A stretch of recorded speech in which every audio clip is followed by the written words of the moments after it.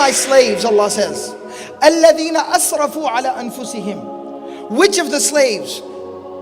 That the ones who have crossed all lines and boundaries against themselves, the ones who have harmed themselves, the ones that have done severe harm to themselves, by living a life of sin, by living a life of hopelessness, by living a life of disobedience to Allah, by living a lifestyle that is harmful to them. But something beautiful that the scholars point out, Allah still calls them my slaves. Allah is still saying, you're my slaves. We still have a relationship with Allah. So Allah is speaking to the worst of the worst, the most sinful people, the ones that are walking on very thin ice.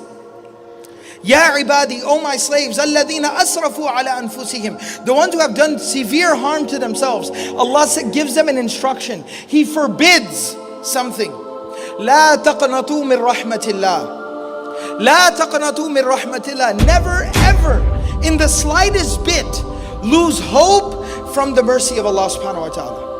Allah is saying that it is haram. It is not allowed for you under any circumstance to ever in the slightest bit lose hope from the mercy of Allah. Why? Allah subhanahu wa ta'ala didn't just tell us something and not give us reason to believe it. Why? Inna Allah yaghfiru dhunuba jami'a. Because Allah will forgive all the sins.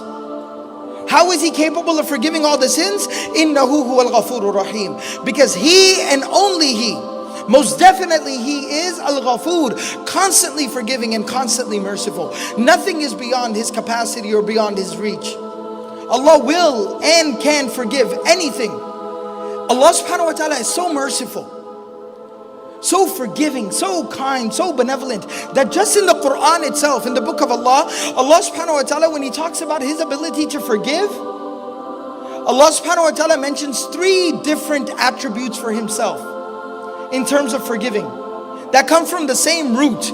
The root word is ghafara, which literally means to cover something up. It means to forgive a sin as if it never even existed, like it was never even there. But He says this 3 different ways. One place Allah subhanahu wa ta'ala calls Himself Ghafiru Dhanb, Ghafir, which means the one who immediately forgives. Another place Allah calls Himself Ghaffar, Ghaffar, the one who abundantly forgives, the one who has no limitation in terms of forgiveness, the one who can continue to forgive no matter how much the sins might be. The third attribute is Ghafur, constantly forgiving, immediately forgiving, abundantly forgiving, constantly forgiving. That's who Allah is. That's our introduction to Allah. Inna rahmati sabaqat ghadabi. Allah says that my mercy, in a hadith Qudsi, Allah says that most definitely my mercy, it encompasses and surrounds everything.